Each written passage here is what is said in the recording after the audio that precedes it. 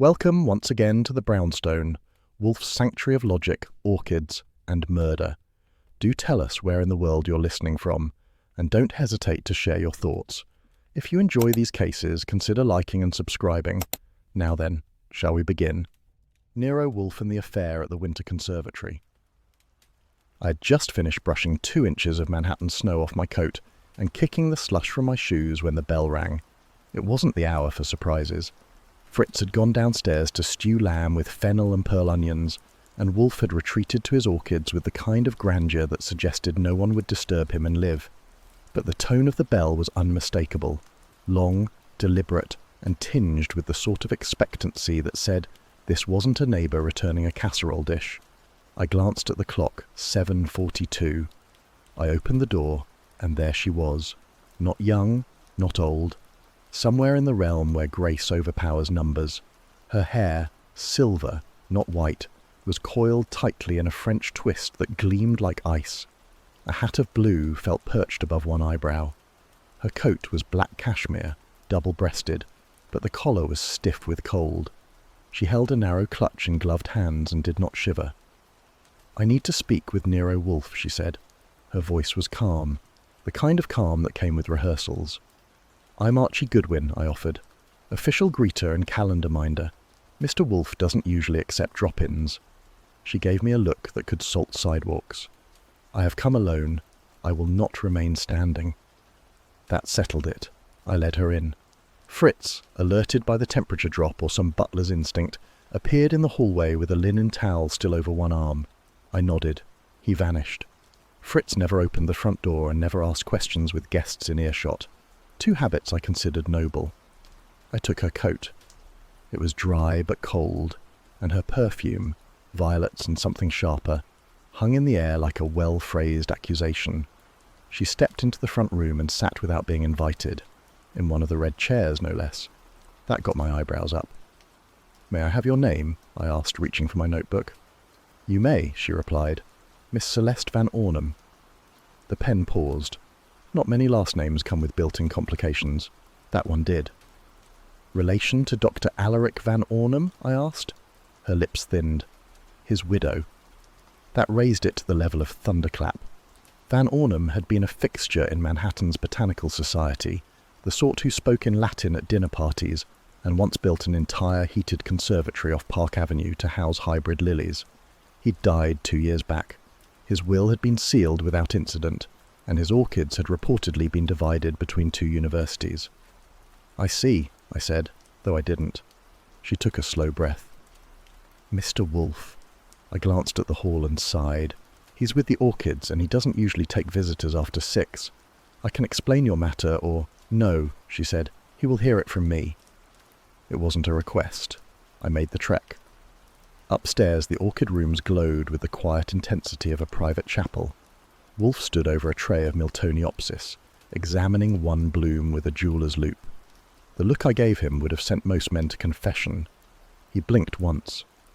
"Her name is Celeste Van Ornum," I said. "She's the widow. She won't talk to me. She's in the red chair." Wolfe did not answer immediately. The loupe dropped into his vest pocket. He turned, took one long look at the watch on his chain and sighed. "Phooey," he said. 5 minutes later he lumbered into the office with the stride of a condemned juror. He lowered himself into the yellow chair and fixed his gaze on her with all the warmth of a February breeze. "Madam," he said, "you have disturbed me." "I've paid a retainer," she replied, lifting her clutch. "I'm willing to double it. I require discretion, no law enforcement."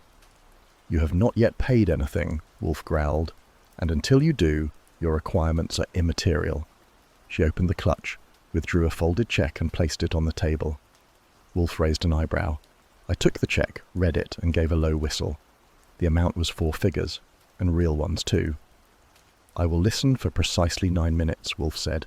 She met his eyes. "That's all I need." He nodded. "Talk." She adjusted the silver brooch on her coat, a pressed orchid behind glass. Her gloves stayed on. "I live at 1179 East 94th Street, she said. "In the Van Ornum residence. My husband built it around the Winter Conservatory. That is what he called it, though it is more of a botanical chamber. Glass dome, full heating system, subterranean irrigation. The land belonged to the Botanical Society in the 20s. Wolfe nodded faintly. After Alaric's death, I inherited the house and conservatory, she continued. His son from a prior marriage, Norman, was left a bond portfolio. We did not speak. He disliked me, resented me. She leaned slightly forward. In the past month, someone has attempted to gain access to the conservatory at least 3 times. Once the latch on the orchid chamber was broken, once a heat valve was removed from its housing, and last week someone attempted to drill the lock. Police? Wolfe asked. No, she said firmly. Nothing was taken, and I have my reasons for keeping the matter private. Wolfe grunted. Which are? My stepson, she said. I believe Norman is attempting to sabotage the conservatory in order to have me declared incompetent, or worse, fraudulent. He has been whispering among family contacts that my inheritance was achieved through deceit. Archie raised a brow. He's making legal threats. No formal ones, she said, but I know him. This is his style, imply, poison, and retreat. Wolfe's fingers tapped once on the armrest. Why? He asked. What does he gain from your downfall? She reached into the clutch again and produced a folded square of thick paper. It was a watercolour map, sketched in soft hues of green, grey and blue. She handed it to me. I unfolded it. The Winter Conservatory, divided into labelled sections. East Lily Terrace, North Fern Row, Centre Pond. A small quadrant near the back was marked C4. She spoke. That is my husband's final gift, she said. He called it the key to everything. I do not know what he meant. Wolfe leaned forward. You brought the map. Why? Because someone else is trying to find what it hides, she said, and I would rather you found it first. I glanced at Wolfe. His eyes were no longer hooded. They were awake. I have the only key, she said. It is brass, unique. Alaric had it cast from a mould. I found it among his books 2 months ago. She placed the key on the desk. It was warm from her hand, though she had worn gloves. Wolfe leaned back. You are asking me to investigate an attempted theft that you have not reported. You offer no proof that your stepson is involved. You refuse to involve the police. I trust you more than them, she said. Flattery, Wolfe muttered. Pragmatism, she said. Wolfe was silent. He closed his eyes. For 20 seconds he did not speak. Then, Archie. Yes, sir. You will accompany Miss Van Ornum home tomorrow morning. You will inspect the conservatory discreetly and determine whether the alleged tampering is verifiable. Yes, sir. Do not enter alone, Wolfe added. Engage Theodore Holm. He is to meet you at 10. I jotted it down. Celeste Van Ornum stood. Her chair gave a sigh as she rose. She did not offer her hand, but she inclined her head to Wolfe with a grace that suggested courtrooms or chapels.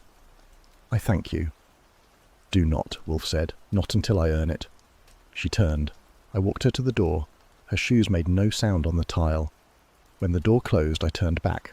Wolfe was already reaching for the map. Sir, I said. She didn't blink once. She has done harder things, Wolfe replied. That woman buried a husband. Now she buries secrets. He lit a cigar and unfolded the map. She is either frightened or clever. Possibly both. Let us hope not clever enough to outpace us. He puffed once, then added, Bring your overcoat. The map came out of the envelope like something from a different century. It had been folded with the reverence of a chapel veil, creases soft from handling, the edges slightly browned, the colours still alive.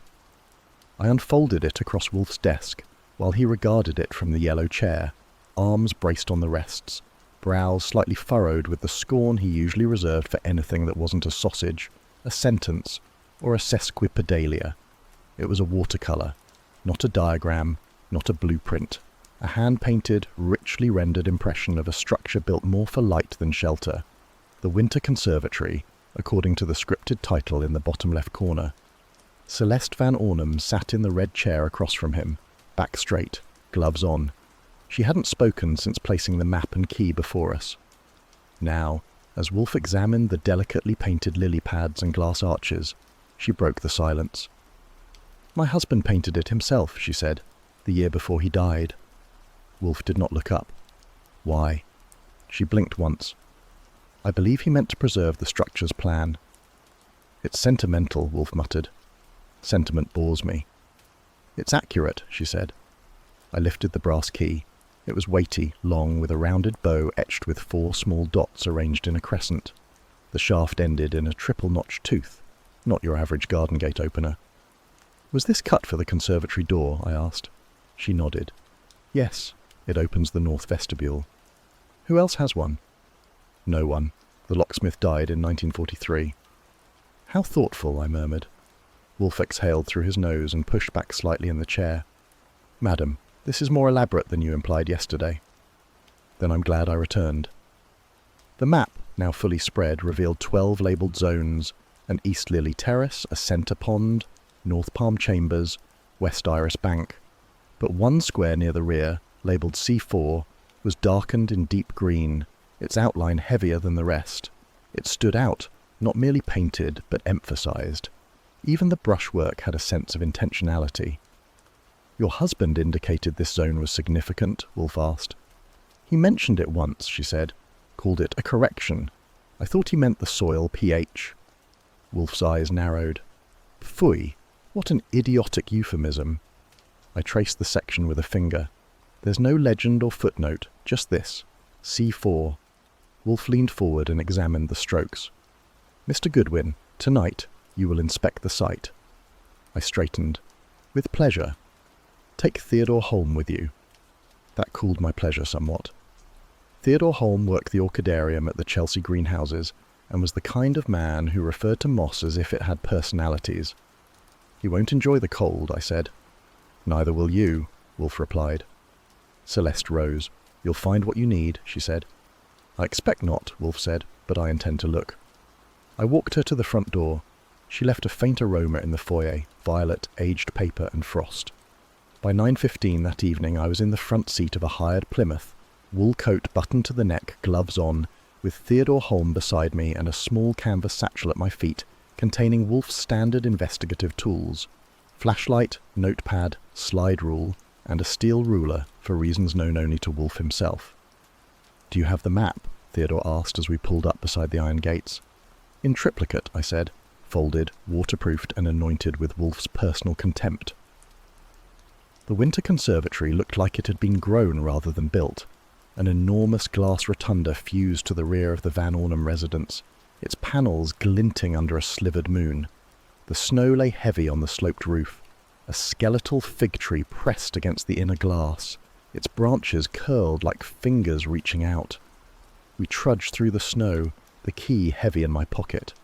A security light flickered near the back porch, casting slow-moving shadows across the greenhouse wall. I reached the north vestibule door, inserted the brass key and turned. It resisted. Stiff, I muttered. Try wiggling it, Theodore offered, hands buried in his coat. I did. After a moment, the bolt gave a sharp click. I pushed the door open and stepped inside. The conservatory greeted us with a breath of humid cold. The heating had been off long enough to freeze the tiles, but the air still smelled of loam and fern. Our shoes clicked on the stone floor. The moonlight filtered through the frosted glass, turning everything a kind of dreamless silver. We moved carefully, the flashlight's beam tracing rows of dormant orchids, clipped vines, and empty terracotta pots. Theodore stopped at a frond drooping over the edge of a rusted basin. This was pruned too recently, he said. There's sap. I touched it, still moist. That's fresh. We moved further into the central chamber. Here the floor dropped slightly, forming a ring around the lily pond. The surface was glassy, frozen solid, but along one edge the reeds had been parted. There, I said. Someone stepped here. I knelt. The frost was disturbed. A boot print, small, narrow, pointed toe. Women's size, most likely. Would Miss Van Ornum have entered recently? Theodore asked. I shook my head. She said the key was only found 2 months ago, locked tight since. The flashlight caught something in the ice. I bent closer. No, I said, not ice. A scrap of cloth, dark, fibrous, was pressed under the surface like a preserved leaf. I took out the steel ruler. For once its purpose made sense. I scraped gently, not breaking the frost, and freed the corner. It was a patch of navy wool, torn, frayed, no blood. We continued toward the back. The quadrant labelled C4 was partially shielded by a lattice. The door there bore an older padlock different from the rest. I inspected the shackle, scratched, grooved, and slightly bent. "This lock's been worked," I said. "Someone tried to drill it." Theodore examined the soil. "This bed's been disturbed." "Recently?" "Today," he said. "Maybe last night." I snapped 2 photos, one of the lock, one of the soil. Theodore circled back to the pond. I followed. He knelt. "There's water beneath the ice," he said. "Movement would be difficult, but possible." I frowned. "You think someone came through this way?" "Maybe not in, but something left." We stood in silence. The greenhouse creaked. The wind outside hissed like a kettle left too long. "All right," I said. "We log it, we leave. Wolfe gets the pictures, the soil samples, the cloth." Theodore nodded. "It's a beautiful place," he said. "Pity about the people." I agreed. We locked the door behind us. Back at the brownstone, it was near midnight. Fritz greeted me with a steaming bowl of beef and lentils, which I inhaled while Wolfe examined the cloth scrap under a magnifier. "Wool," he muttered. "Fine thread. Custom." "And the lock was tampered with." He nodded once. "The footprint?" "Size 6. Probably a woman, but hard to tell." He made no comment. The map was already spread again on the desk. "There's no reason," he said, "for a greenhouse to require this level of precision." "Unless it was hiding something," I offered. Wolfe puffed his cigar. "Or someone thought it was," he said. I placed the key beside him. He stared at it a long time. "When a man dies and leaves behind a mystery," Wolfe said, "the wise course is to ignore it." I smiled. "And the lucrative course?" He gave me a look. "I went to bed, but I dreamed of pressed flowers floating beneath glass. And somewhere in that conservatory, behind frost and shadows, something had been disturbed, and whatever it was, someone wanted it back." The call came at 6:14 in the morning, which meant 2 things. First, that Inspector Kramer had either developed a sudden fondness for insomnia, or second, and far more likely, that someone had died under the kind of circumstances which required Wolfe's peculiar talents. Fritz answered the phone as always, and within seconds his footsteps echoed softly up the stairs, followed by the unmistakable rattle of a tray being abandoned halfway. I was already tying my robe belt when I heard his knock on Wolfe's door. "Sir," he said, and then added, with rare stiffness, "It's Inspector Kramer. He says it's urgent." Wolfe's reply was unintelligible, but the door opened, and within the minute I was down in the office, pen in hand, while Wolfe settled into his chair with the air of a man indulging a poorly written opera. The phone rested on the edge of the desk like a bomb about to go off. "Kramer," Wolfe said, "explain." The inspector's voice, always gravel over brass, was audible even from where I stood. Wolfe's expression didn't change for the first minute. Then it did, slightly. I watched the muscles around his mouth tighten. That, in Wolfe's lexicon of emotion, was equivalent to a scream. When he finally hung up, he didn't speak immediately. He reached for the Turkish cigar resting beside the inkstand, struck a match with care and inhaled. Then quietly, "Norman Van Ornum is dead." I lowered the notebook. "Where?" "In the lily pond." I blinked. "The same one we were standing beside last night?" He nodded. Face down, frozen in. I sat. "Murder?" Wolfe made a small gesture. "Kramer won't say, but he was found with a flower in his hand." A flower. An odontoglossum orchid. I frowned. "From the conservatory?" "Presumably." We sat with that for a moment. The silence stretched. Finally Wolfe said, "You will go." "Alone?" "Yes." He picked up the map again, the same watercolour Celeste had given us days ago. The conservatory, painted in fragile greens and winter light. "The key?" I asked. Wolfe gestured to the drawer. "Still here, which means the dead man used another." By 7:03 I was back in the Plymouth, gloves on, overcoat buttoned, and a sick feeling lodged behind the ribs. The kind of dread that comes when a body arrives earlier than the explanation. The conservatory gate was already unlocked. A patrolman waved me in with a nod. I parked by the north entrance and walked the familiar path to the glass vestibule. The air was colder than yesterday, sharper.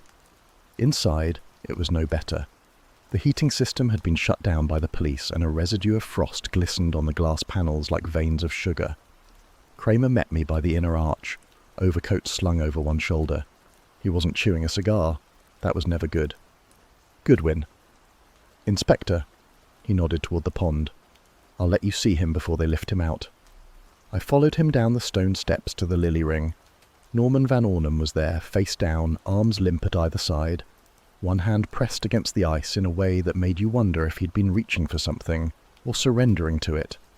The ice around his body had been carefully chiseled. The edges were jagged, shallow, but the flower, that was what stood out. An orchid bloom, pale yellow with flecks of red at the tips, rested in his gloved hand like an offering. Kramer grunted. "You know your plants?" "I know enough to say that doesn't belong here naturally." He raised an eyebrow. "It's an odontoglossum," I said. "South American. Rare. You don't find them in frozen lily ponds unless someone puts them there." I crouched, careful not to touch the body. "Face bashed?" "No. No obvious trauma. Might be blunt force or cold. Won't know till the doc cuts him open." I stood again. "He had a key?" Kramer gestured to a young officer who approached with a small plastic evidence bag. Inside, a brass skeleton key. "Found tossed near the ferns. Matches the same pattern as the one Wolfe has." "Where's the entry point?" I asked. "North vestibule. Lock shows no signs of damage, so either he had a key made or he used one from the house." I exhaled. "And the flower?" Kramer shook his head. "No idea. Wasn't planted in any pot nearby. Looks fresh." I looked back at the body. "And Celeste Van Ornum?" Kramer scowled. "Here's the kicker." He reached into his coat pocket, pulled out a small notebook. "She filed a missing person report last night, at 9:38 p.m. I stared at him. "You're telling me she reported Norman missing, and didn't mention it when she hired Wolfe?" He nodded. "Or to you, last night, when you and Holm were in this place." I felt something cold settle behind the breastbone. She sat across from Wolfe and said she suspected her stepson was trying to discredit her. Didn't think to add he'd vanished. Kramer grunted. "Which makes her a liar, or worse." I walked to the rear of the conservatory, the quadrant labelled C4. The padlock was still there, still scraped and worn. But something else was different. Along the brick wall, near the soil bed, a set of fresh footprints, leading away from the pond. I called the officer over. "Anyone else come through here this morning?" "No, sir, only us. And you," I pointed. "Then those are new." He crouched. Size 10. Heel worn. Could be male. I looked back at the pond. If Norman came in alone and never left, Kramer followed my gaze. Then someone came in after him. "And left before we arrived," he grunted. "Possible." We returned to the body. The orchid bloom still hadn't wilted. "Whoever put that there," I said, "wanted it seen." Kramer looked at me. "Your boss say anything useful?" "He will," I said, "when he hears this." Back at the brownstone, Wolfe was waiting in the office, robe draped over his considerable frame. The map of the conservatory once again unfurled before him like a flag of war. I handed him the report.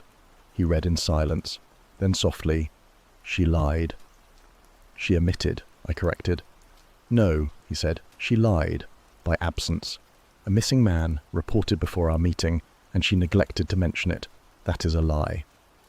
Fritz entered with coffee. Wolfe waved it off. She spoke as though Norman were merely a threat, an annoyance. She knew he was missing. "And now he's dead." Wolfe's fingers drummed the arm of the chair. "The flower," he said. I placed the sketch I'd made beside him. He nodded. "Yes, Odontoglossum crispum, winter blooming. But this variant, yellow with red flecks, is specific. It was developed in New York." "Van Ornum?" I asked. "Precisely. It is one of his hybrids." Wolfe leaned forward.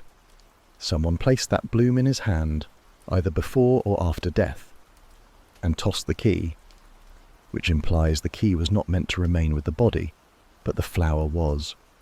I watched his face. "And what does that mean?" Wolfe tapped the map. "It means this is no longer a question of property dispute," he said. "It is a message. Someone sent us a tableau." He stood. "Contact Theodore Holm. I want a list of every orchid hybrid Dr. Van Ornum produced in the last decade." "Why?" Because, Wolfe said, if one bloom was staged for death, others may have been bred for it. He turned toward the orchid room. And Goodwin, he added without turning, no more interviews without my knowledge, especially with the widow. I nodded. I watched him vanish behind the panel door. Then I looked again at the sketch, the flower, the key, the man in the pond.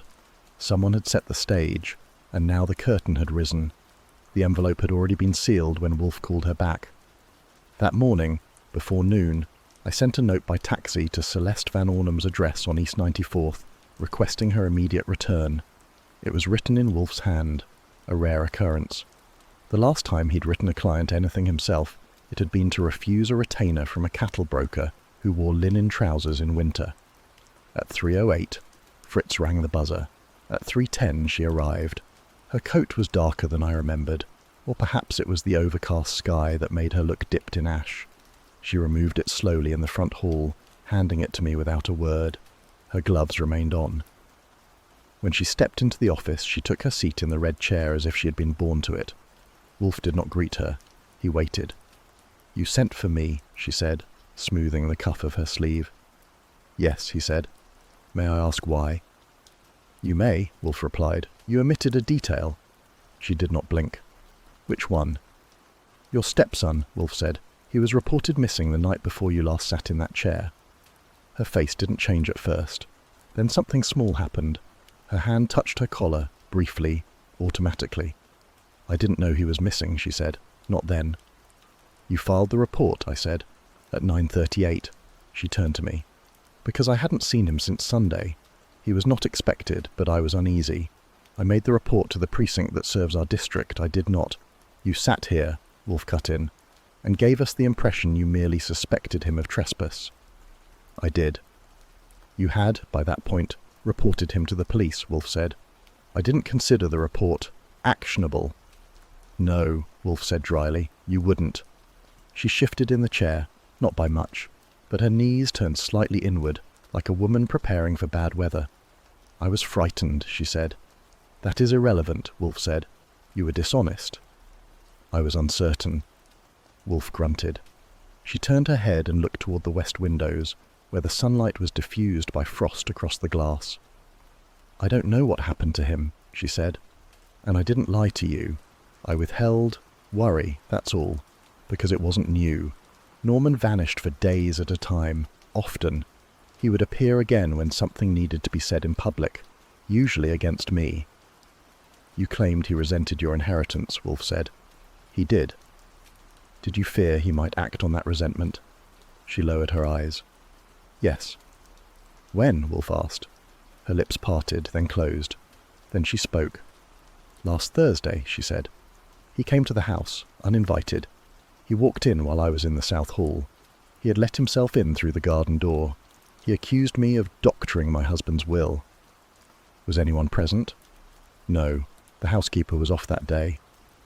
"What was said?" "He said that I was keeping something hidden in the conservatory, that I had used my husband's illness to gain control of things I didn't understand. He told me—" She paused. "Yes?" "He told me that if I didn't return the key, he would see to it I returned everything else." Wolfe's brow lifted. "He knew about the key?" I asked. "I didn't know how he found out," she said. "I hadn't told anyone. I found it among Alaric's old journals. It was tucked inside a folded envelope marked specimens. I thought it had been lost." "When did you find it?" "Mid-December." "And you did not inform Norman?" "No, I hadn't spoken to him in weeks." "Yet he knew," Wolfe said. She nodded. He grunted again. "That would imply he had also seen the map." "I don't know." "Did your husband ever speak of the map as being confidential?" She gave a soft, sad smile. "Alaric spoke of everything as confidential, even the dinner menu." "And this orchid," Wolfe said, "the one found in Norman's hand." Her jaw tightened. "I never saw it." "It is one of Alaric's hybrids. Did he ever keep records of his crosses?" "Yes. He kept a leather ledger, handwritten. He never filed the names formally. He said it would invite theft." "And where is that ledger now?" "I've looked for it since he passed," she said. "I've never found it." She clasped her hands, still gloved, in her lap. Wolfe regarded her for a long moment. His eyes dropped. The brooch. She tilted her chin. I'm sorry. The brooch, he repeated. You wore it on your first visit. You're wearing it now. She glanced down. It was the mourning brooch, a small brass oval, pin-backed, enclosing a pressed orchid beneath glass, pale, brittle, and sealed forever. It was Alaric's gift to me, she said. From what? From the first season he dedicated to hybrids. He pressed this one after it died. He said it failed spectacularly, so it deserved immortality. Wolfe leaned back. Your grief is bound to your botany. She looked up sharply. What does that mean? He shrugged. It means you appear to have chosen to preserve your husband's memory through objects, orchids, glass, things that do not decay unless touched. She inhaled once, then exhaled without sound. Alaric loved living things, she said, but he didn't believe in permanence. He believed in replication, growth. You disagree? I believe in evidence, she said, and continuity. Wolfe tapped a finger on the arm of the chair. Madam, he said, you are not telling me everything. She straightened. I've told you what I can bear.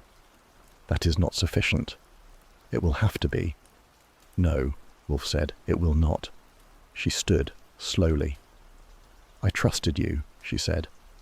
You withheld, Wolfe replied. That is not trust. That is an arrangement. She did not argue, but her eyes for a moment shimmered, not with tears, with something colder. You think I killed him, she said. I think, Wolfe said, you know more about his death than you have said. She turned to leave. At the door she paused.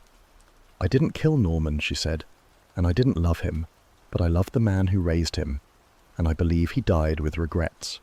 That is why I protect his work. She left. I closed the door behind her. The perfume she wore had lingered, violet and fern. Wolfe said nothing for a long moment. Then, Goodwin. Yes, sir. She is protecting something. Agreed. Find out what. The doorbell had a patient, almost apologetic tone. I let it ring twice. East 62nd Street had gone respectable years ago, but this stretch still clung to a gentility that made you whisper even when no one was around. Delancey Van Ornum's brownstone was narrow, 4 stories, the front steps dusted with powdered snow and lined by 2 empty urns. Inside, a piano was playing Liszt's Consolation No. 3 poorly, but with heart. I knocked. The music stopped. 30 seconds passed before the door opened. Delancey Van Ornum stood in the vestibule like a photograph caught halfway through developing, features that might become either warm or bitter depending on what light you gave them. He had thick hair, just beginning to grey at the temples, and wore a smoking jacket over a silk shirt that had never seen starch. No tie, no shoes, only wool socks and a faint air of disuse. You're Mr. Goodwin, he said. I nodded. That's right. He stepped aside. You can come in, but I warn you, I've made coffee the Hungarian way. Sweet and defiant, bitter and unrepentant. I followed him into a drawing room where the windows were draped in heavy red velvet. The piano, a polished Bluthner, sat beneath an oil painting of a woman who looked like she'd just decided something dreadful about her dinner guests. Delancey poured coffee into 2 mismatched porcelain cups. You'll want to talk about Norman, he said, about his death. He handed me the cup. Then don't waste time pretending you care how I'm holding up. I didn't. We sat. Younger brothers, I said. They get forgotten until someone digs them up in court. Or in greenhouses. I took a sip. The coffee was somewhere between decent and penance. When did you last see him? He leaned back. A week ago. No, 8 days. He came here unannounced. That wasn't unusual. What did he want? Whatever he always wanted. A declaration of loyalty. To what? Our father's ghost. Delancey tapped his thumb on the rim of the cup. Norman believed our father had secrets. Hidden papers, encoded maps, final experiments. Things he never got around to publishing. He used to say that the real legacy wasn't in the inheritance, it was in the conservatory. And what did you say? I said that our father spent more time talking to plants than to people, and that if there was a legacy, it was buried under mulch. He gave a half smile. Norman didn't like that. Did he mention a key? Delancey shook his head. A map? No. Did he say anything about Celeste Van Ornum? At that, the smile sharpened. Only what he always said. That she'd curdled before she ever married father. That she mourned like a violin with broken strings. That she kept relics like saints' teeth. He looked up. She's a grief-monger, he said, with a nose for wills. That's poetic, I said. No, Delancey said, it's personal. I let that sit. So, you disliked her? I disliked the spectacle, he said, wearing pressed orchids on her collar as if they were medals, reciting Alaric's last words like gospel, refusing to donate the conservatory, refusing to touch a single page of his notebooks unless she was gloved. You sound bitter. Not bitter, he said.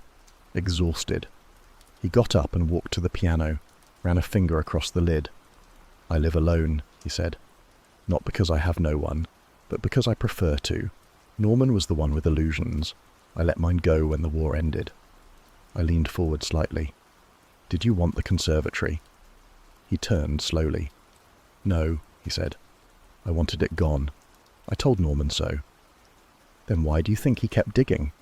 Delancey hesitated. Because, he said, he thought the plants talked to him. That's metaphorical. No, Delancey said, it's delusional. I stood. May I look around? He shrugged. There's not much to see. I walked past the piano.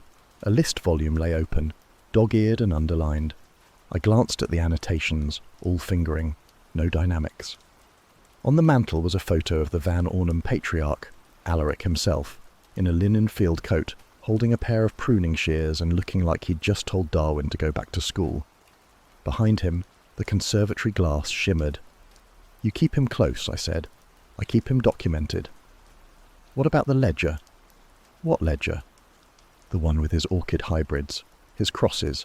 Delancey paused. I don't know where it is. But you believe it existed? He nodded. Did Norman have it? I doubt it. If he did, he would have framed it and mailed copies to every botanical garden in the state. I moved back toward the door. One last thing, I said. Did Norman ever say what he thought the final project was? Delancey hesitated. Then, he said it wasn't a flower. What was it? He didn't say. You believe him? I believe he believed it. We stood in silence. I don't think you're sad he's dead, I said. Delancey stared at the window. I'm not surprised, he replied. That wasn't the same. I left him there, in socks and smoke and silence as the piano started again behind me. Back at the brownstone, I found Wolfe midway through his third beer, reading the Times editorial on the decline of civility.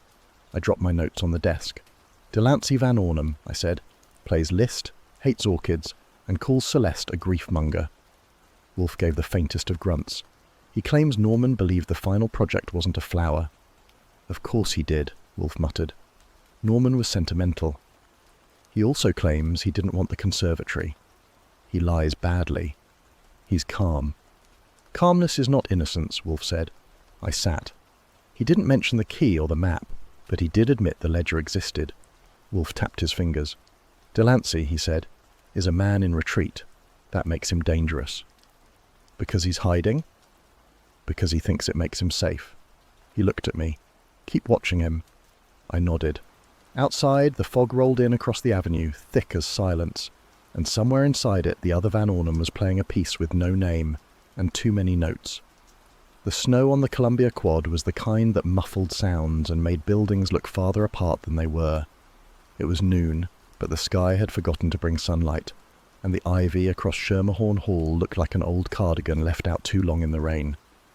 Professor Harold Grentham had requested we meet in the Palm Room, a high-vaulted greenhouse annex reserved for academic flora and upper-level botany lectures. I had to sign a visitor's ledger to get in. The ink was frozen in the pen. Inside, it was warmer. The air smelled like citrus bark and wet stone. Dozens of palms in earthen planters stood as tall as soldiers, fronds brushing the glass overhead. Grentham was waiting by a tiled fountain that looked like it had been imported directly from a Moorish courtyard. He wore a wool waistcoat, polished boots, and the general air of a man who hadn't rushed in 30 years. "Mr. Goodwin," he said, "you're younger than I imagined." I shook his hand. "Mr. Wolfe sends his regrets." Pity, Grantham said.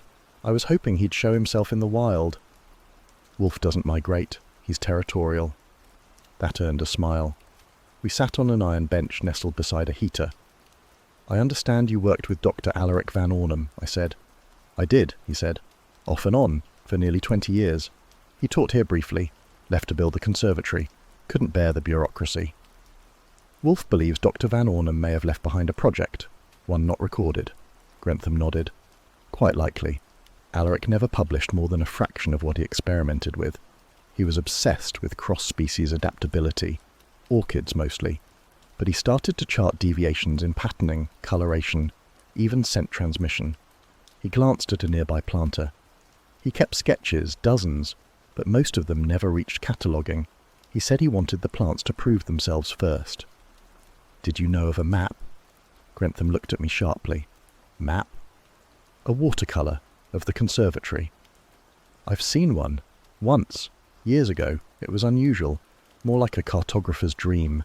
Overlaid with small glyphs and symbols I didn't recognise. I assumed it was code. Botanical code, he shrugged. Perhaps. Or Alaric's own taxonomy. I leaned forward slightly. Were there rumours of a black orchid? His expression changed, subtly, but enough. Yes, he said. A cross between Paphiopedilum and Odontoglossum. Alaric claimed he was stabilising it, called it his night orchid. Was it real? If it was, Grantham said, it was never shown, only implied. He once told me that some things bloomed in darkness for a reason. Did Norman know? Grantham hesitated. He suspected. He was fixated. On the black orchid? On the idea that something was hidden. He paused, then added, Norman thought Alaric had created something untraceable, something that would outlive both him and his estate. He believed the conservatory wasn't a greenhouse, it was a vault. Did he ever say what he thought was inside? No, Grantham said, only that Celeste didn't deserve it. Celeste, I echoed. Did she know about the project? I doubt it. She was not a botanist. She cared for Alaric, yes, but more like a curator preserves a painting. Reverence, but no comprehension. He shifted on the bench. I don't mean that unkindly. She was poised, controlled, always dressed as if she were still in mourning. She is. No, Grantham said. She always was, even before he died. I made a note. Norman resented her? He did, intensely. He believed she softened Alaric, made him private, less willing to share his work. And Delancey? Grantham raised an eyebrow. Delancey lived in a different world. Music, letters. He visited rarely. Never spoke of plants. I doubt he could tell an iris from a tuberose. I stood. Did Alaric ever donate hybrids here? Grantham nodded. A few. A small box arrived in 44 addressed in his hand. 5 seedlings. Only 2 survived. Are they still here? Yes, I can show you. He led me through a corridor lined with ferns into a side room where several wooden shelves housed smaller potted plants. Under a sun lamp were 2 modest orchids, both a pale ash pink with green centres. This one, Grantham said, touching a label with the tip of his pen, never opened properly, but the other bloomed twice, once in winter. He looked at me. That's unheard of in this climate, I nodded. Any sign of the black orchid? Not here, he said. But if it exists, it would require careful temperature control, possibly refrigerated soil, certainly monitored humidity. Like a sealed quadrant? Yes, he said. Something with its own climate. I jotted that down. One last thing, I said. Would you call Alaric secretive? No, Grantham said. I'd call him protective, of what he grew, of what he feared others might steal. Do you think someone would kill for one of his plants? Grantham's voice didn't waver. Yes, he said, if they believed it proved something. I thanked him and made my way back through the palms, past the students, past the frozen quad. Back at the brownstone, I placed 2 small orchid samples on Wolfe's blotter. Courtesy of Professor Grantham, Wolfe examined them with the reverence of a man holding ancient manuscripts. Did he confirm the black orchid? He confirmed Norman believed it, and that Alaric might have grown one. Wolfe sighed. That is something. Also, I said. "He claims Celeste mourned like a museum." Wolfe's eyes lifted. "Then she mourned correctly," he said. "Nothing decays faster than sentiment without structure." At exactly 1:30 in the morning, I pulled the Hudson into the alley behind the conservatory and cut the lights. A thin sheet of mist crept over the ground like spilled milk crawling back into the glass. The winter air had a damp sting to it, not quite cold enough to be snow, not warm enough to be rain, just enough to cling. Next to me in the passenger seat, Theodore Holm was adjusting a thermos lid like it was a telescope. "You're certain this is necessary?" he asked, his breath fogging the window. "Only if we want to catch the man who thinks this place is a midnight florist." He made a soft sound, half disapproval, half resignation, and took a sip. The greenhouse loomed ahead, dark but not lifeless. Through the glass roof, pale silhouettes of broad-leafed palms and narrow ferns hunched in distorted shadows. No light inside, no movement, but a current of unease hung in the air, the sort that rides just ahead of a confession. We had entered earlier that afternoon under the pretext of inspecting soil ventilation. Holm, after all, still had access to the rear key from his work under Van Ornum. We'd left the door unlocked from inside as planned. I checked my watch, 1:43. "Do you really believe someone will return tonight?" he asked. "Somebody came before, left footprints." "Could have been a groundskeeper." "Could have," I said. "But I don't know many groundskeepers who wear imported brogues and forget their hat." We waited in silence. The fog was thickening, pressing against the car windows like damp cotton. At 1:59, a faint shuffle of gravel behind us made both our heads turn. From the far side of the alley, just at the mouth where it met 113th Street, a figure emerged. Tall, coat-collared, deliberate. They paused as if listening, then approached the side gate. "No flashlight," I whispered. "Experienced." Holm nodded. The figure crouched, reached into the slatted panel near the base of the fence and drew out something, likely the old hook latch. Van Ornum had always refused padlocks. "Trust ruins nothing except the people who expect it," he'd once written. With a faint creak, the gate opened. The figure slid inside. I nudged Holm. We got out, moving slowly, keeping to the edge of the alley. By the time we reached the gate, the intruder was gone from sight, inside the greenhouse. We followed quietly. Inside, the warmth hit us first. Artificial, humid, the kind of tropical heat that makes your glasses fog and your skin itch. The palm room was dimly lit by the moon, filtered through layered glass. Fog licked along the ground, mingling with the hothouse mist. No sound. Then, a faint rustle. We passed rows of planter beds, silent as tombs, the scent of orchid pollen, stale earth and fertilizer mixed like some kind of high society perfume gone rancid. We turned down the narrow walkway that led to the orchid quadrant. Rows of pale blossoms leaned out from their pots like gossiping widows. Then a soft thud. We froze. Ahead, a shadow moved, briefly, then vanished. A shape cutting between fern columns toward the western exit. I moved quickly, but not rashly. The path was slick. I turned the corner. Nothing. Gone. But, on the ground, a torn thread of black wool caught on a splintered shelf edge, and near it, a partial footprint pressed into the damp loam. Size 10, narrow tread, definitely not Holm. I knelt, gently pried the fabric loose and pocketed it. Holm caught up, breath shallow. "He escaped?" "Looks that way." "Did you see his face?" "No, but he's been here before, and he's confident." Holm bent down beside the footprint. "Nothing seems missing," he said. "All specimens accounted for." "You'd notice if one were gone?" "Absolutely. I catalogued most of them." I nodded and turned toward the central bed. It was the one Van Ornum had once joked was his nocturne row, half in shade, half in filtered moonlight. And there, near the back, was a planter with no label. Just dark soil and a scattering of broken moss. No orchid. I tapped the side. "Was there one here?" Holm frowned. "That pot is used for trials. Rotating species. Could be empty. Or could be where the black orchid used to be." He looked at me. "We don't even know if that plant existed." "Wolfe thinks it did." "Then I imagine it did." He turned away, uneasy. Back outside, the alley was still empty. No footprints, no witnesses. Just that fragment of coat fabric and the print. which I photographed under flashlight before the mist got to it. I dropped Holm at his building on Riverside and drove back toward the brownstone. It was just shy of 3:00 a.m. Manhattan was quiet in that way it only gets between crimes. Wolfe was awake. He was in the office, dressing gown draped over his belly like a parliament flag.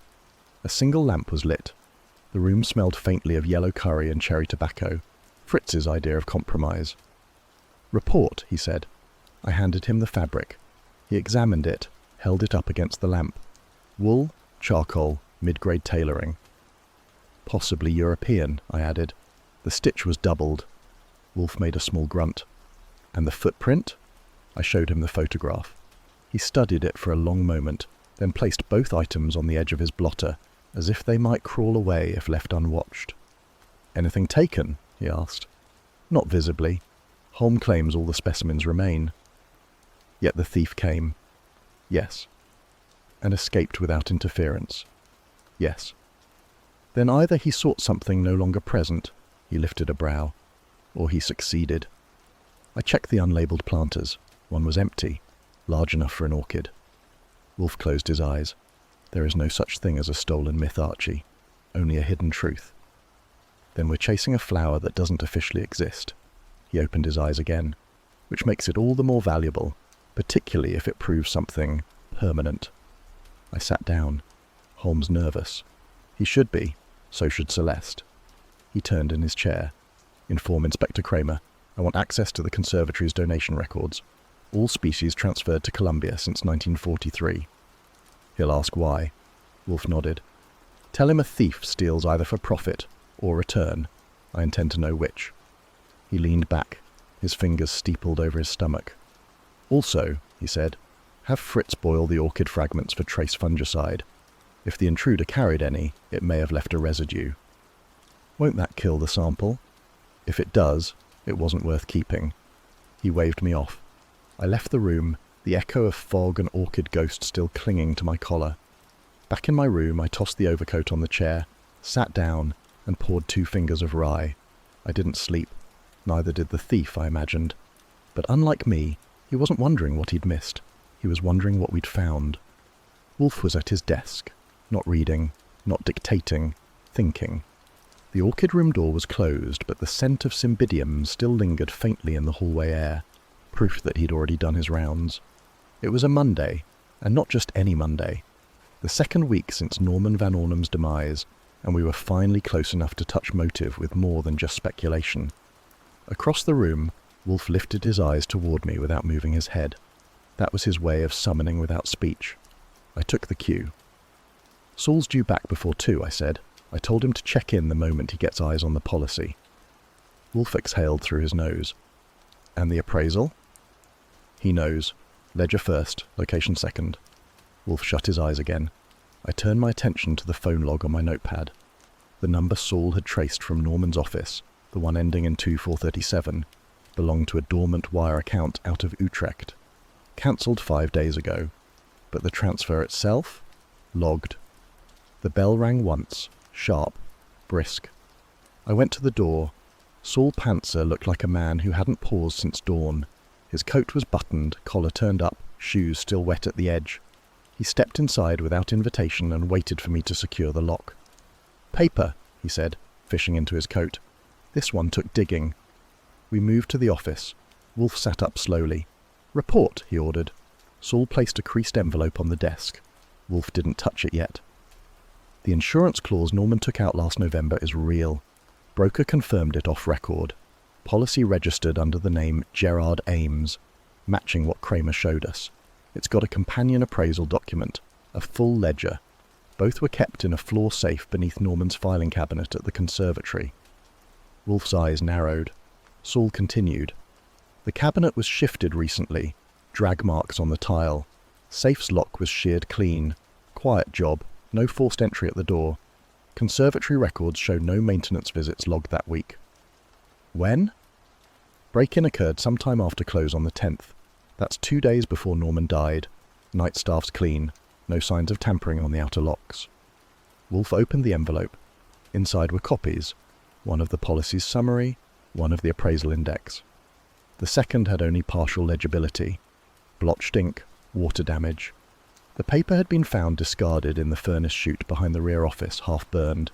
It wasn't dumped, Saul said. It was soaked, shredded, then wrapped in cloth before being tossed. Deliberate destruction, not panic. Wolfe ran a thumb over the page. I leaned in. Appraisal dated October 24th. 8 orchids listed. Crossbreeds with coded species tags. One of them had an asterisk. Saul nodded. The hybrid labelled Aurelia C6. Special note, unique coloration, genetically unstable. Wolfe shut the folder. And the wire? Saul passed over a separate slip. Confirmed. Norman wired $3,000 to an account held by a Peter Halverink, Dutch national, known in back circles as an orchid smuggler. Operates out of The Hague. The transfer was scheduled on the 12th, cancelled on the 13th, the same day Norman died. Wolfe tapped the desk twice. I asked, why cancel it? Could be fear, could be murder. Wolfe finally leaned forward, elbows on the leather pad. Halverink, he said slowly. What do we know? Prior customs alerts in Rotterdam and Antwerp. No formal charges. Moves living plant material under false registration, usually posing as an academic shipment. Uses aliases but always leaves a mark, a violet wax seal with a carved orchid stamp. Wolfe's fingers steepled. And we have nothing but the cancelled transfer. Saul shrugged. That and a name on the receiving bank's routing sheet. Wolfe rose. That alone meant he was circling something. He stepped to the globe, spun it once, halted it with a fingertip at southern Holland. He was selling them, Wolfe murmured, not preserving. The Aurelia C6, a plant with unstable genetics bred without institutional oversight. Not fit for public propagation, possibly illegal, worth a fortune. And Norman attempted to export it. Or, I said, someone wanted to make it look that way. Wolfe turned. Either Norman was the smuggler, or someone framed him with a conveniently cancelled transfer. The ledger proves he knew the value. The policy confirms he feared loss. And whoever broke the safe, Wolfe nodded toward Saul, described the cabinet. Brass runners, 3 drawers. Top compartment held current files, only mild disturbance. Safe underneath is recessed into the concrete. New lock plate shows scoring, likely cut with a torch. Amateur? Professional, no scorch marks, tools wiped down. Whoever did it wore gloves. Wolfe returned to his chair and lowered himself like a stone being laid into a riverbed. Archie? Yep. Telephone Halverink. Use the overseas circuit. Ask if he's expecting a shipment. If he denies knowing Norman Van Ornum, ask him who Gerard Ames is. Saul raised an eyebrow. You think he'll talk? Wolfe's gaze moved to him without turning his head. Men who commit crimes for commerce seldom have the composure of those who do so for ideology. I picked up the phone and dialed the operator. Long distance, international, Netherlands, The Hague, Peter Halverink. Spell that? Yes, Halverink. Direct line. Wolfe's lips pressed into a flat line. 5 minutes passed before the line connected. A man answered in accented English, mid-50s by tone, calm, expectant.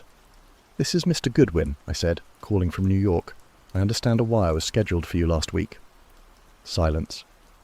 From Gerard Ames, a pause. Then, it was cancelled. Why? I was not informed. Do you know Mr. Norman Van Ornum? The voice tightened. That name is not familiar. Odd, I said. He used your account, sent you funds to receive a hybrid orchid. Longer silence, then. I receive many orchids. Wolfe extended his hand. I passed the receiver. This is Nero Wolfe, he said with soft finality. Mr. Halverink, let me offer you the opportunity to cooperate. A pause. I do not know you. But you know the Aurelia C6. A sharp intake. It was never delivered, Halverink said. Because Norman died.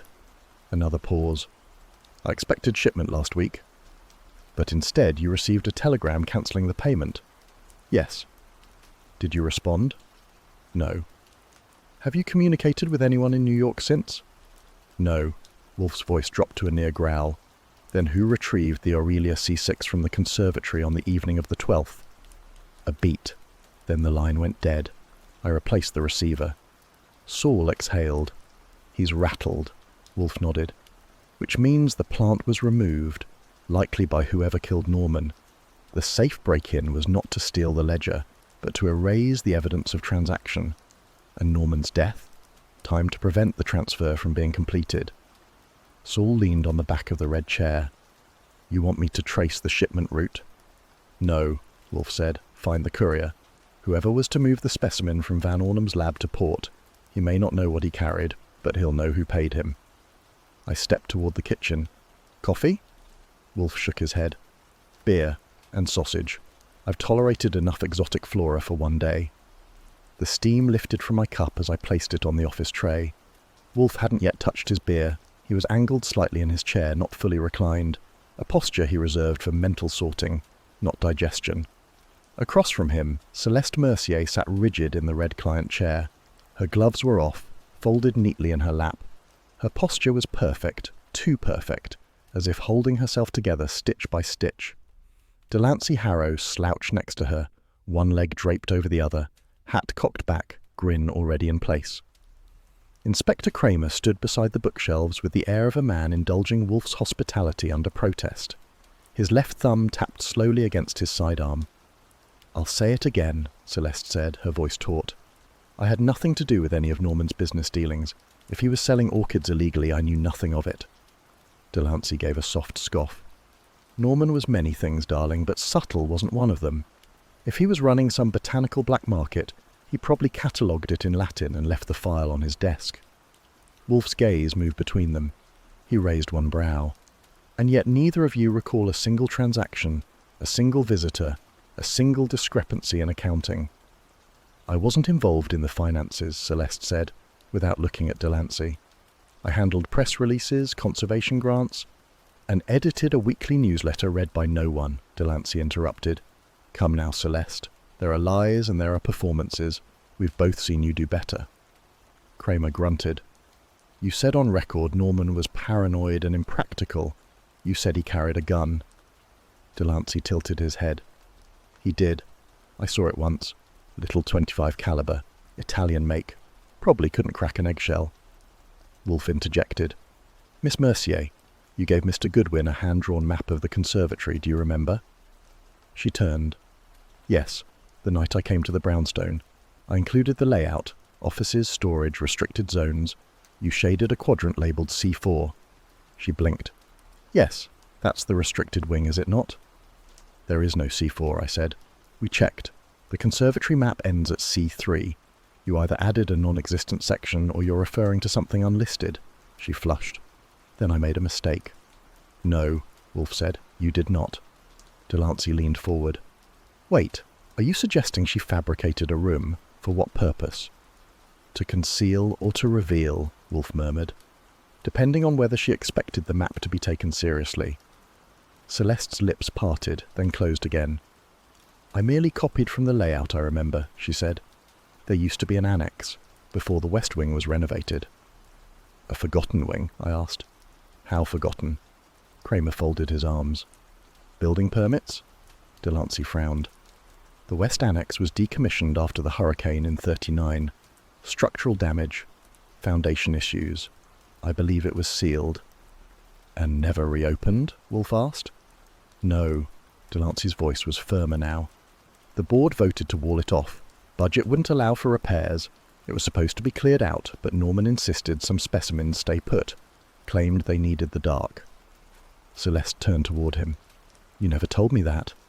Delancey shrugged. You never asked. Wolfe's eyes moved to me. Archie. Yep. Take Mr. Panzer, re-examine the conservatory. Start in the west annex. Look for structural irregularities. Rooms that should not be. Kramer cleared his throat. You're suggesting Norman kept a secret wing? For what? Storing forbidden orchids. Or perhaps hiding the one worth killing for, Wolfe said. I rose, reached for my coat, and nodded to Kramer. He muttered, Keep your nose clean. We were at the conservatory by 6:30. Saul met me at the rear gate, already in place, camera bag over his shoulder. Night guard took a bribe and a sandwich, he said. We've got 2 hours. The west annex was exactly where the map suggested, though no door marked it. We counted paces from the main corridor, scanned the brick with flashlights. There, beneath a layer of ivy, faint lines in the grout, a seam, a filled archway. Saul ran his fingers along the edge. Walled from inside. Cheap job. Brick over steel frame.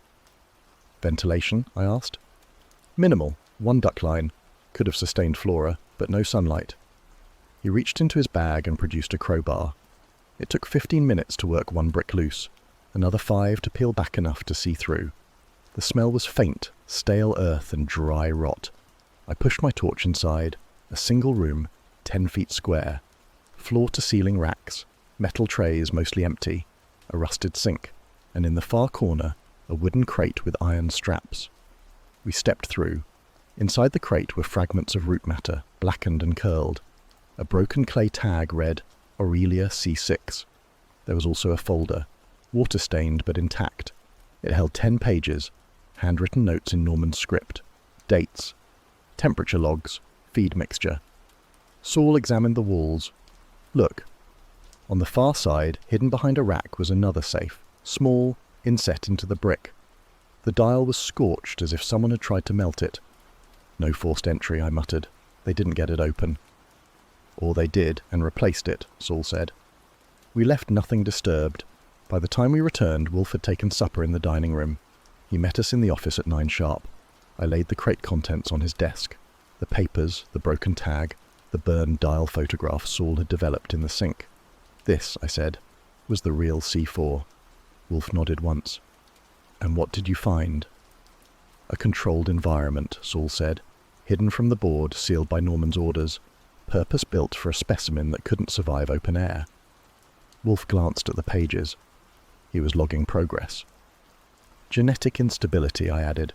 The root system broke down after 3 weeks without nutrient suspension. Wolfe's eyes lingered on the scorched dial. They tried to retrieve it and failed. Or succeeded and torched the mechanism after, I said. Kramer, now seated, leaned forward. So, you're saying Norman hid a one-of-a-kind flower in a secret room, insured it under a false name, then got himself killed before he could sell it? No, Wolfe said. I am saying someone learned of it, broke in, could not find the plant, panicked, and then eliminated the only man who knew where it was. Celeste was silent. Delancey lit a cigarette, his fingers not quite steady. Wolfe looked directly at him. Who else had access to the West Annex? Delancey met his eyes. Just me and Norman. Wolfe's voice did not rise. Then one of you walled it shut. A silence held. Thick. Too thick. Delancey said softly. It was already bricked when I started. Then you never saw the C4? No. Celeste looked at him now, her face drawn. Did you know he was hiding something? Delancey didn't reply. Wolfe turned to me. Archie. Ready. Call Mr. Halverink again. Ask if he received any delivery. You think the C4 made it to Europe? I think, Wolfe said, it never left Manhattan. He tapped the pages. This isn't evidence of preparation. It's a record of absence. The final entry is blank. Kramer rose. You're close, he said, but not close enough to an arrest. Wolfe looked toward Celeste. Then let us be patient. Lies collapse under their own weight. She didn't answer, but Delancey, for the first time, looked afraid. The key glinted faintly on Wolfe's desk, catching a sliver of lamplight through the window. It looked ordinary.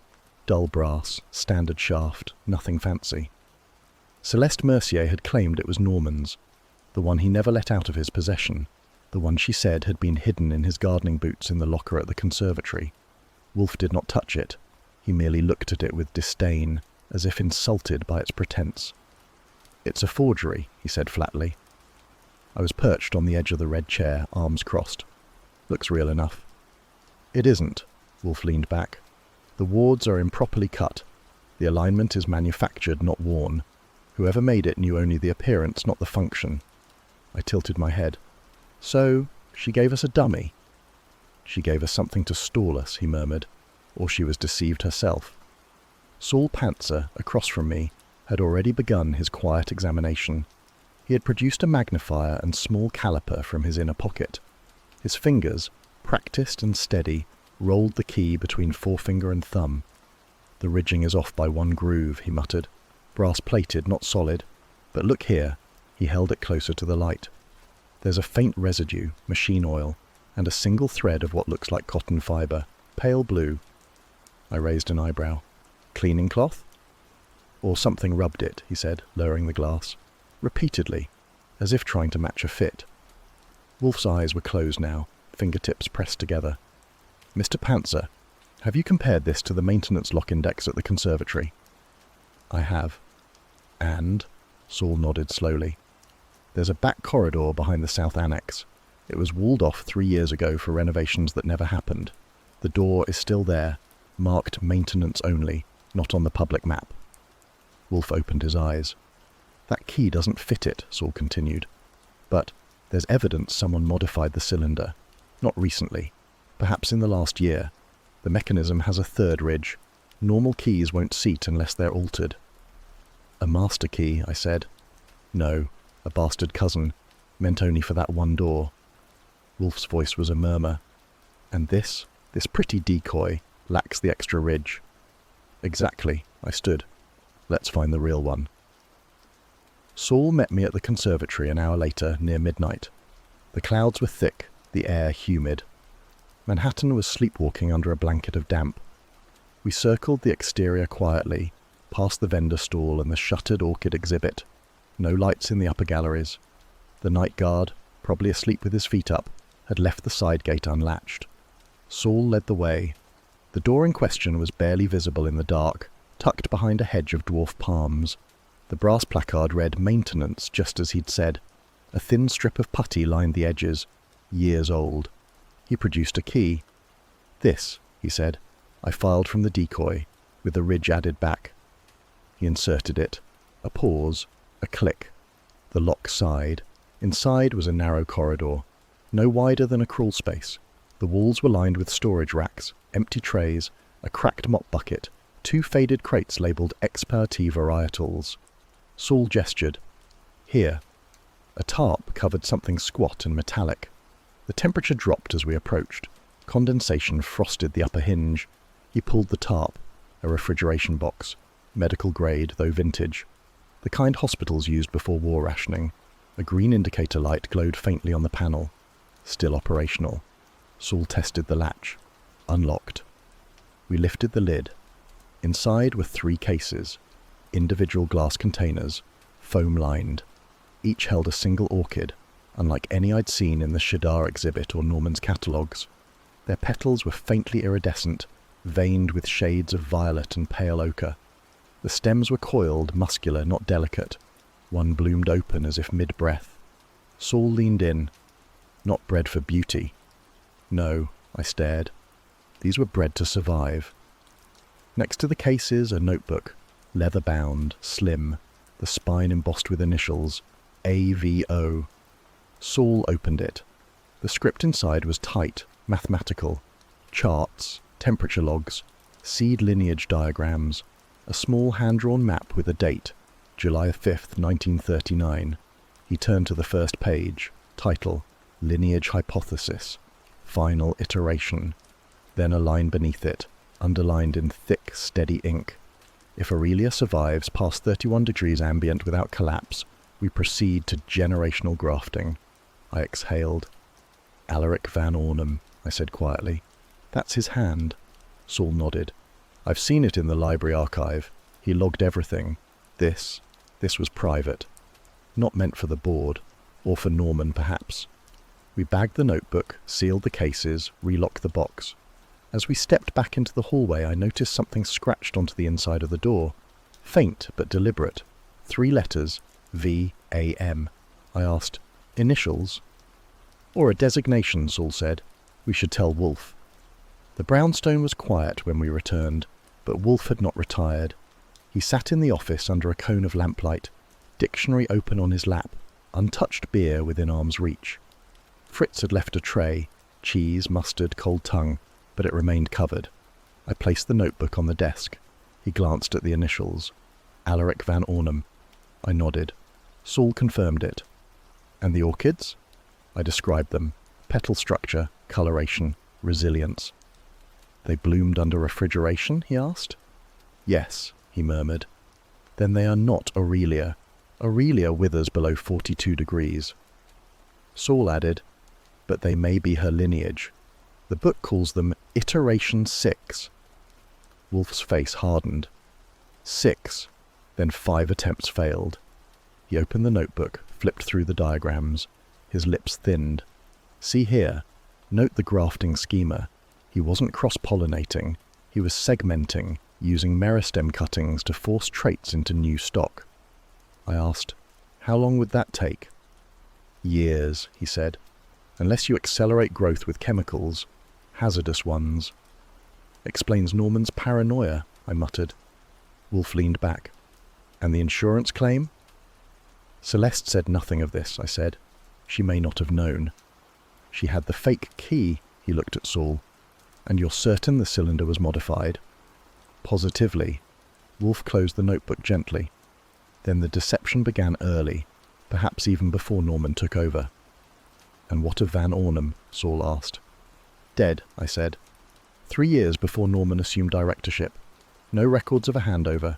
No mention of sea lineage orchids. Wolfe rose, rare at this hour. He crossed to the globe in the corner, touched it once, then returned to his chair. We have 3 hybrids, he said slowly. 1 notebook, and a door that opens only for a key that shouldn't exist. He looked toward me. Archie, what else was in that corridor? I frowned. Storage. A few empty crates. Labels? One said T varietals. His eyes narrowed. T as in transgenic. Kramer arrived not long after. Wolfe had summoned him. He listened in silence as we recounted the find. His expression darkened as Saul handed over the key, the notebook, and the photographs of the box and flowers. So, someone's been breeding unregistered species on public grounds, Kramer said, and hiding the proof in a sealed chamber. Wolfe didn't reply. Kramer shook his head. You think Norman was protecting them? No, Wolfe said. He was profiting from them. He tapped the notebook. See this? He pointed to a margin note. Price range, 15,000 to 25,000. Per bloom? Per root, Wolfe said. Kramer whistled. You telling me someone killed for that? I'm telling you, Wolfe said coldly, that someone is still trying to.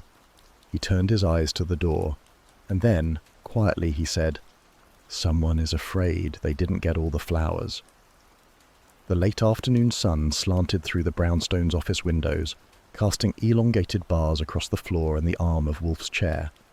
The room bore its usual scent, orchids faintly sweet from the adjoining rooms, cigar ash mellowing in the tray beside me, and Fritz's cold roast veal, which Wolfe had barely touched. On the desk between us lay a small velvet box. Inside, resting on a satin cushion as though it were jewellery, sat the bloom we'd found clutched in Norman's lifeless hand, the one that, until this morning, we had all assumed to be an odontoglossum. It isn't, Wolfe said. He did not look at me as he spoke, but rather at Saul, who stood silently by the bookshelves. The light caught his glasses, casting no reflection. I glanced at the box again. You're certain? Wolfe gave a slight grunt. Certain. Then what is it? A lie. He gestured, and I picked it up. It felt wrong. Too firm at the stem, too smooth at the base of the bloom. I brought it closer, and under the angle of light saw it clearly. Wax petals. Silk fibres beneath a lacquered coating. Someone had painted it with meticulous detail. Real pollen had been dusted across the central crest. But it wasn't a flower. It was theatre. I lowered it back into the box and looked at Wolfe. So, someone wanted us to think Norman was holding a rare odontoglossum when he died. Wolfe finally lifted his eyes to meet mine. Yes, but they overplayed their hand. Saul stepped forward. I confirmed it with the Conservatory's logbooks. That particular species, if it existed, was never part of their collection. And the lab confirmed the bloom was fabricated, Wolfe added. It's artificial, but the pollen is real. Where from? From a closely related orchid, but not one bred on this continent. I leaned back in the red chair. So someone went to the trouble of creating a counterfeit flower, using real pollen and planting it on a corpse. Yes, Wolfe's voice was now quiet. But not merely to stage a death, to stage a discovery. A discovery? To suggest, Wolfe continued, that Norman had found something remarkable. A new bloom, perhaps the mythical sea lineage variety Celeste referenced. A black orchid, bred in secret, coveted by collectors hidden from the board. Saul nodded. Which would explain the whisper campaign about Norman's journal, the supposed entries, the map. Wolfe closed his eyes. There was no map. I blinked. No. The map Celeste gave us was a copy of a shipping route, altered. The locker key she provided was for a secondary storage room. What we found was genuine, but not complete. So what does it mean? It means, Wolfe said coldly, that Celeste was the intended scapegoat. The silence settled like snowfall. I looked at Saul. He frowned. Wolfe leaned forward, resting his forearms on the desk. Consider the sequence. A forged flower, real pollen, a locker key planted among her effects, a myth perpetuated in the gossip corridors of the Conservatory, all of it calculated to suggest that Norman had unearthed something forbidden, and that Celeste knew about it. I rubbed my temples. Then the real purpose of the bloom was to create a narrative, Wolfe said, to direct suspicion, to tell a story so tempting that the police would chase it instead of the truth. I stood and paced once, then stopped. Who would do that? Wolfe glanced toward the cabinet where a stack of documents sat. He tapped the top folder with a single finger. The board minutes. Read them. I moved to the cabinet, flipped open the folder. The minutes were typed, each page initialed. Saul had annotated a few with a pencil. One line stood out, underlined twice. Proposal. Authorize Dr. Leichhardt to lead the private seed vault expansion project, under donor confidentiality clause. Leichhardt, I said aloud. The botanist who replaced Van Ornum. Yes, Wolfe said. And who, 3 months after Norman's appointment, petitioned for restricted access to the southern annex. The same annex with the refrigeration box. Precisely. I returned to my chair. You think Leichhardt forged the bloom?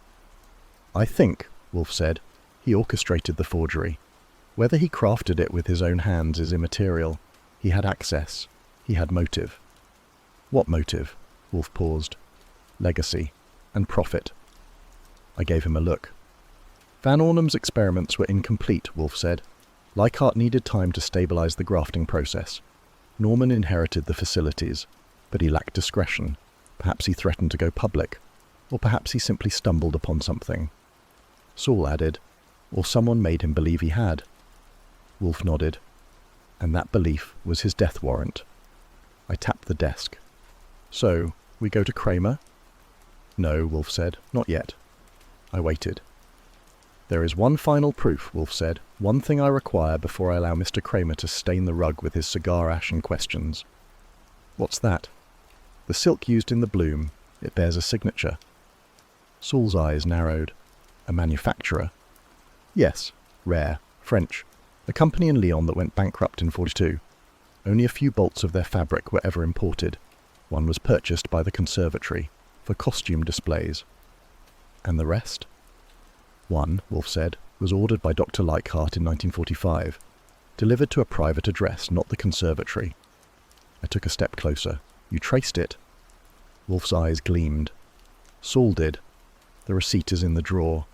Saul opened it, produced the slip. I scanned it. Address in Brooklyn. Signature matched to Leichhardt's personal ledger. Then that's it, I said. That's the last piece. Wolfe smiled faintly. You may telephone Inspector Kramer now, Mr. Goodwin, and do tell him to come prepared. Prepared for what? Wolfe turned toward the window. To exhume a truth buried in silk and pollen, and to question a death staged with theatre, but written in blood. I arrived at Delancey's flat a little past 6. The snow had turned to slush on the Lower East Side, and the stoop was slick. A radio hummed faintly upstairs, something brassy and tuneless, and I heard the piano before I saw him, soft notes stumbling through the bars of a Chopin prelude. He opened the door in a wool vest and smiled like a man trying to forget he once owned better days. The piano sat angled in the corner, a battered upright against bare brick. The air smelled faintly of varnish and leftover soup. Mr. Goodwin, he said, as if I were the evening's crossword. You're early. Am I? I glanced at the wall clock. Guess I'm still on brownstone time. He waved me in. "You're always welcome. Would you like tea, or something stronger?" "Tea's fine," I said, removing my coat. "I've been rationing my stronger somethings lately." He chuckled and moved to the tiny kitchenette. I took the red armchair nearest the piano. His overcoat hung beside the door, draped neatly on a hook. The hem, thick with lint and city dust, stopped just above the tile. "I didn't know you played," I said. He poured water into a kettle. "Barely. My mother insisted I learn. I was terrible at scales, but good at mood." "Like now?" I gestured toward the keys. Delancey smiled, wiping his hands on a tea towel. "That was muscle memory. Chopin's been living in my fingers since the Roosevelt administration." "Indulge me," I said. "Play something that lives in your head." He tilted his head. "Why?" "Call it curiosity, or mood." Delancey eyed me, then crossed to the piano. He sat slowly, adjusted the bench and let his fingers hover above the keys. Then gently he began. It wasn't classical. It was something old and sweet. Minor chords wrapped in hesitant grace. A tune fit for gaslight and lace. The kind of melody you'd forget by morning but hum the rest of your life. I let it run its course. While he played, I stood slowly and walked to the coat rack. My movement was casual. The music gave me cover. From my pocket I took a tiny blade, the kind meant for errant threads or silent missions. I knelt by the hem and saw it. 3 buttons at the base, old bone and varnish, stitched tight. Except the third one, it was loose. I let my finger hook behind it, careful not to pull. The thread held, but only just. With the blade's tip, I clipped it neatly, caught the button in my palm and rose before the music ended. Delancey played the final note and let it linger. His eyes opened, misty. "That was lovely," I said. "It's called Winter Tangle," he murmured. "Something my father used to whistle when the pipes froze." I nodded, turning the button over in my pocket. It was bone, smooth-edged, faintly yellowed, with a thin line of red paint dried along the seam. "Well," I said, taking my coat, "thank you for indulging me." "Of course." He stood. "Will Mr. Wolfe be joining us for the next visit?" "I doubt it," I said, reaching the door. "He prefers orchids to slush." Outside, the air was colder. I caught a cab and gave the driver the brownstone address. Snow fell again by the time I reached the stoop. Inside, Wolfe was where I left him, ensconced in the yellow chair, the fireplace alive beside him. Fritz brought my coat to the rack and vanished. I placed the button on the desk between us. Wolfe peered at it, then nodded once. "Saul?"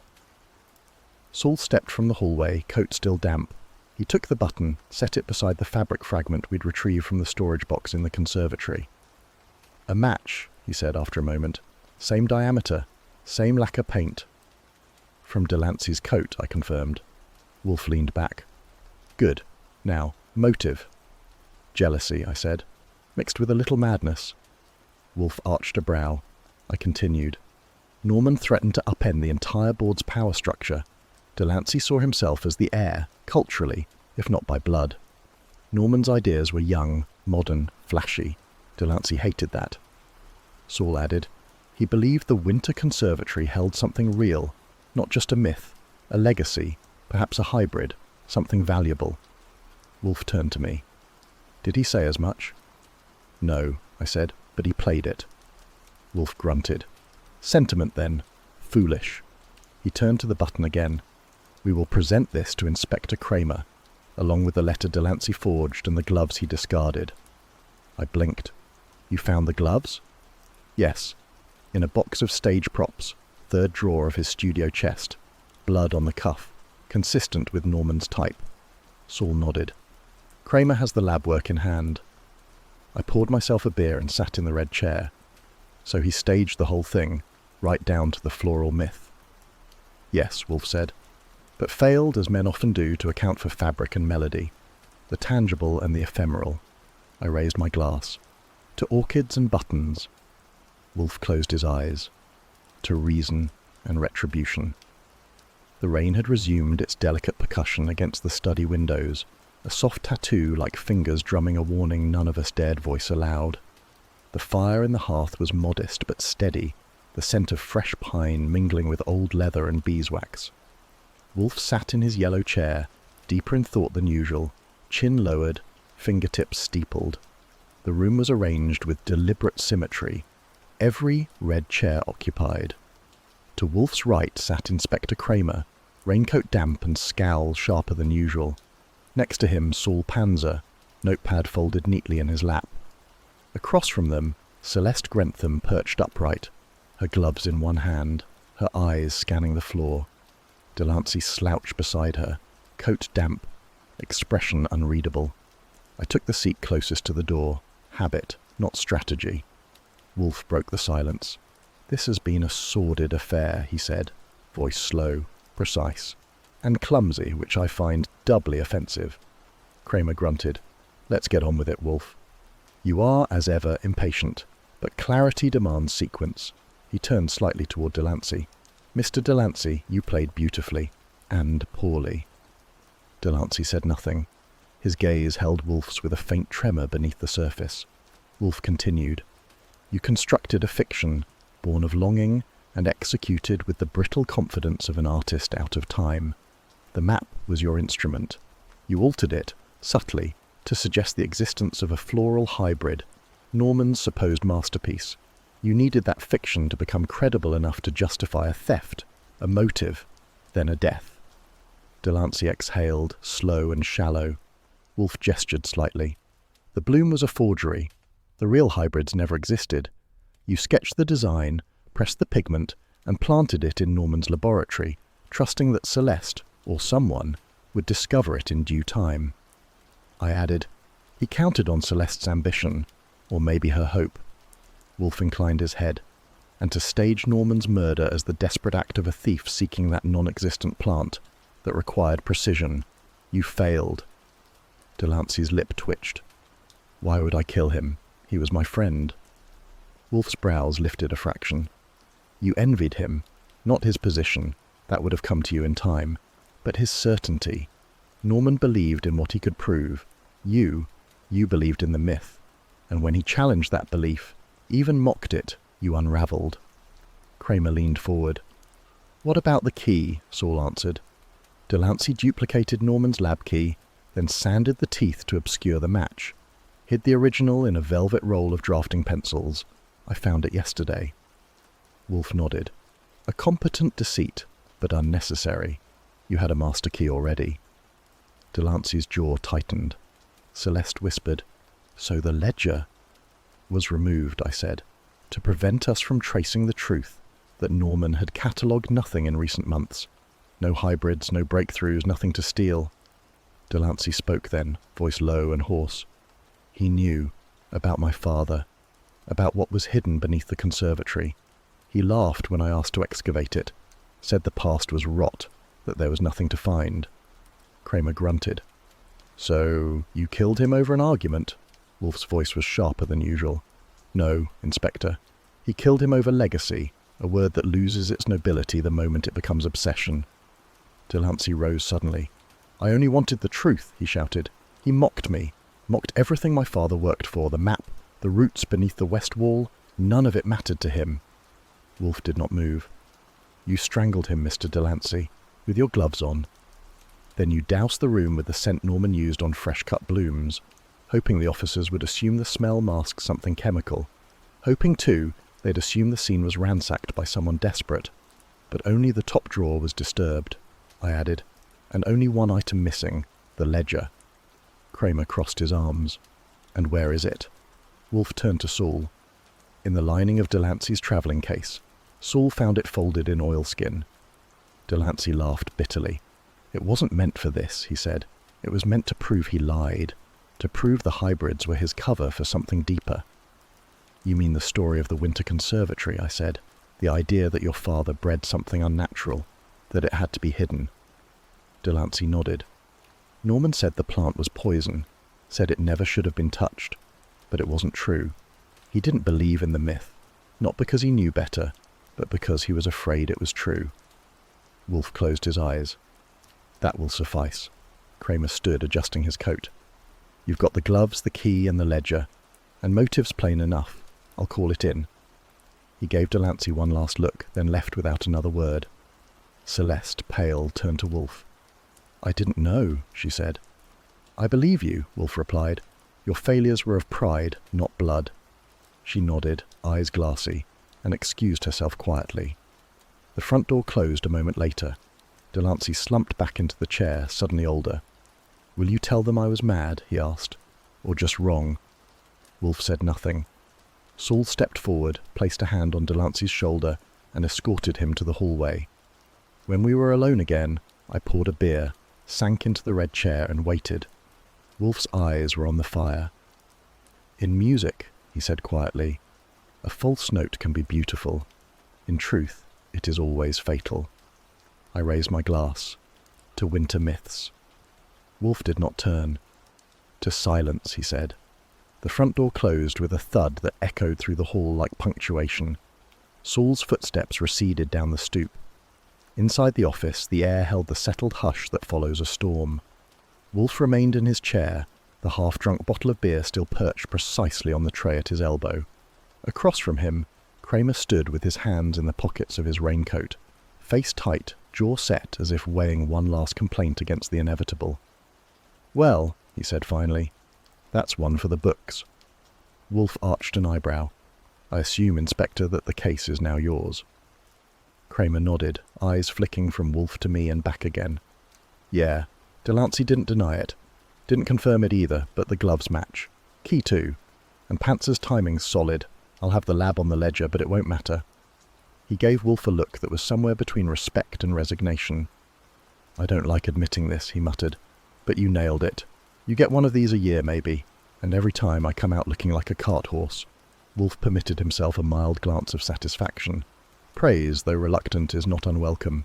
Thank you." Kramer grunted. "Don't get used to it."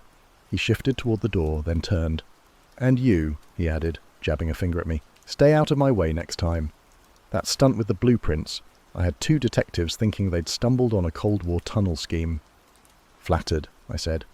"But I only said hidden structure. You filled in the Russians." He shook his head, lips twitching. As he stepped out, he paused. "That map, Wolfe. Delancey said it was based on his father's designs. You believe that?" "I believe he needed it to be," Wolfe replied. "The rest is conjecture, which I leave to the state." Kramer left without another word.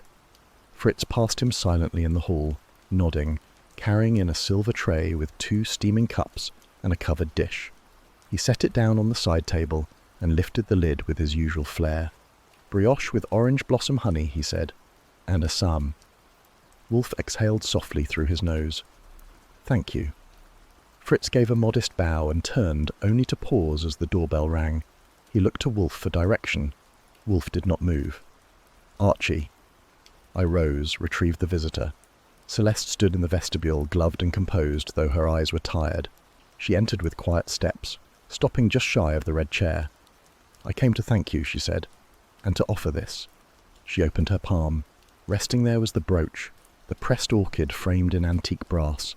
The violet had faded slightly, but its lines were delicate, intact, eternal. "I thought it was real," she added, "until I learned it wasn't. It still feels worth something." Wolfe looked at the object without leaning forward.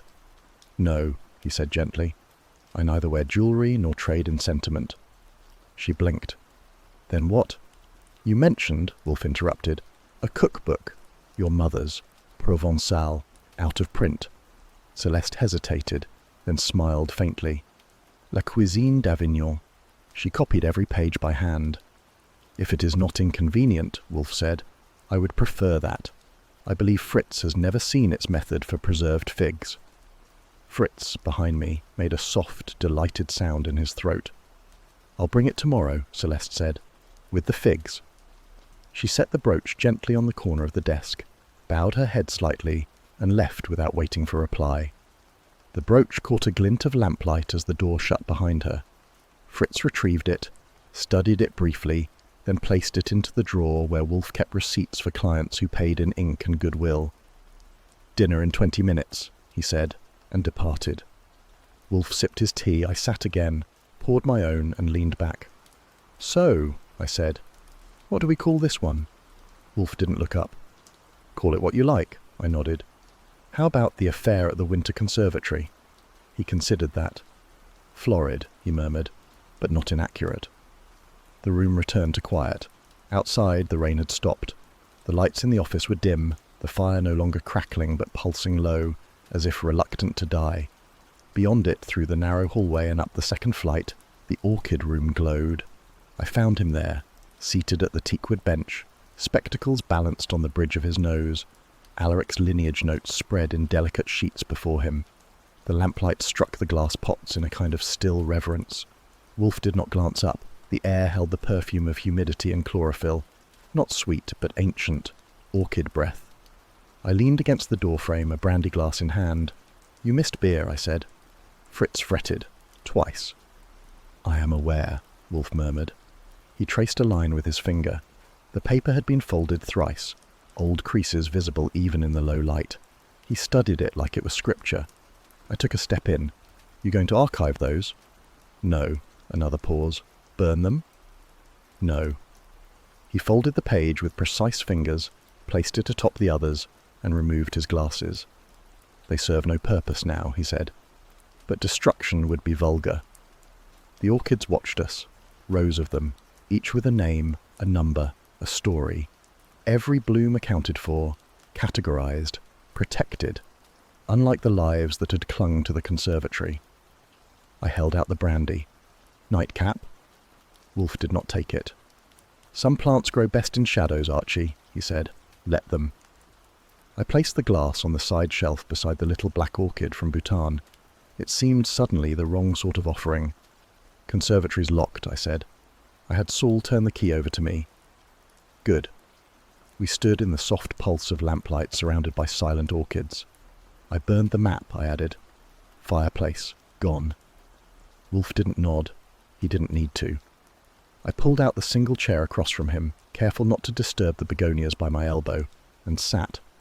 "These lineage notes, are they accurate?" "They are," Wolfe replied. Alaric knew his mythologies, less so his heirs. I leaned back.